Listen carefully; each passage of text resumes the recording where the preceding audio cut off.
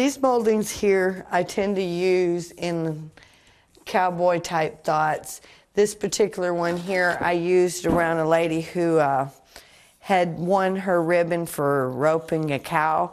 They had a picture of her roping the cow that helped her win the ribbon.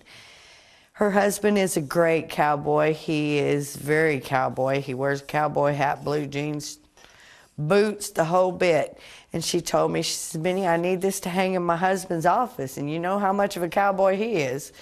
So I got to looking at the picture and decided that I wanted to use this with it because it just looked like him. Several of these are the same way. They're very much cowboy looking.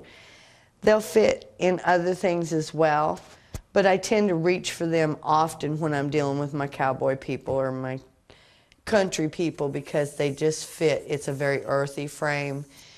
Most cowboys are very earthy people. People are very earthy people, and they tend to lean towards not as fancy of a thought. This is actually something that you could put around a document, you could put it around a photo, you could put it around a piece of art, and it's going to fit in most everyone's home at any time.